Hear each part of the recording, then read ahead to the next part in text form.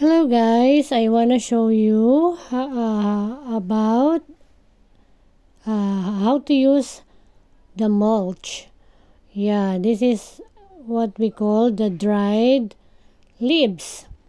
Nag-harvest po kasi ako ng lemongrass, so yung mga dried leaves niya, yan, ikinat ko ng maliliit. So, ang gagawin natin dyan ay gagawin natin siya as mulch. So, ilalagay po natin siya. Ibig sabihin ng mulch, siya po yung nasa top ng ating nakatanim na plants.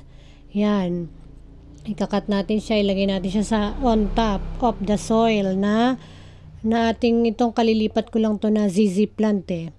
So, ayokong ma-dry out agad siya. So, ang silbi ng mulch, yun ang magsisilbing insulation niya.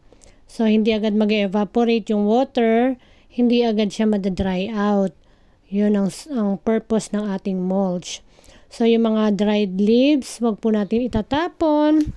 Meron pa po yung pwedeng paggamitan. Katulad nga ng ganito, as mulch sa inyong mga pananim. So, over time, mabubulok po yan at magiging nutrient sa ating mga pananim at magiging magandang ating tanim, magiging healthy siya, at mas magiging maganda ang kanyang kalalabasan. So, yan ang silbi na ating mulch. So, kaya kung meron kayong mga dried leaves, o kaya yan, mga pinagtabasan ng mga lemongrass, mga part na hindi na nagagamit, pwede nyo siyang gamitin as a mulch. Yan, like this, what I'm doing here. So, yan ang magiging kalalabasan. So, over time, meron ka pang fertilizer. Yan, magiging fertilizer siya soon kasi mabubulok pa yan eh. So, bali, ang gagawin ko dito, yung napagkatan ko ng aking lemongrass, nag-harvest kasi ako ng lemongrass. So, meron siyang pinaka-roots. So, i-stick natin dun sa ating paso na yan. O, yan, ang aking lemongrass na na-harvest. So, yan yung pinaka-roots. Napakadali lang niyang patubuin yung lemongrass. So, yan siya. Maliit na roots lang yan. In-stick ko lang siya dyan. So, yan, tumubo na siya. Pero, ililipat ko pa rin siya sa isang sarili niyang paso. So, yan ay ang baby lemongrass.